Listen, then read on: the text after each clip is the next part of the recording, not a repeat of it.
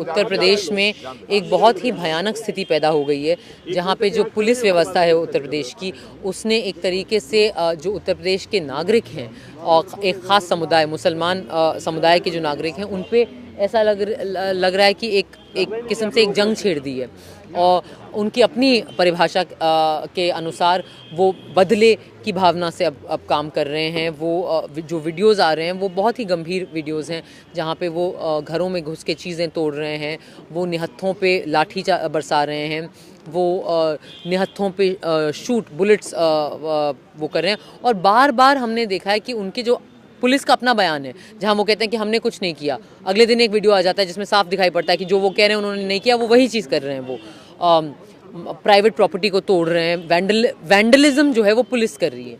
तो ये बहुत ही दुखद स्थिति है, क्योंकि अगर जिसका काम है कानून की रखवाली करना, अगर वही कानून तोड़ेंगे और अगर दंगाइयों और पुलिस में कोई फ़र्क नहीं रह जाएगा तो फिर हम कहाँ जाएंगे?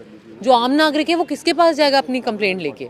क्योंकि अब तो हमें ऐसी स्थिति में जहाँ पे तो हमें विश्वास ही नहीं हो रहा कि जो आदमी यूनिफॉर्म में है, यूनिफॉर्म की कुछ इज्जत होती है, हमारे मन में उसका एक मतलब होता है।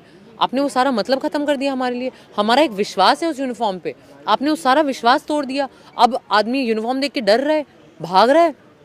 तो पहले हम चोर से भाग के यूनिफॉर्म की तरफ जाते थे, अब हम यूनिफॉर्म से भाग रहे हैं। तो ये तो बहुत ही भयानक स्थिति है ना किसी भी समाज में। मैं प्राइम मिनिस्टर को सुन रहा था, वो यही सारी बातें उन्होंने अपील करते हुए लोगों से की हैं कि आप हिंसा ना कीजिए, आप ये सारी बातें बंद कीजिए, आप पब्लिक प्रॉपर्टी का नुकसान मत पहुंचाइए। तो क्या किसका भरोसा किया जाए? नहीं, मुझे जहाँ तक समझ में आ रहा है, जो वीडियोस हम देख रहे हैं उसके हिसाब से तो यही समझ में आ रहा है कि सबसे ज़्यादा पब्लिक प्रॉपर्टी का नुकसान तो उत्तर प्रदेश की पुलिस कर रही है।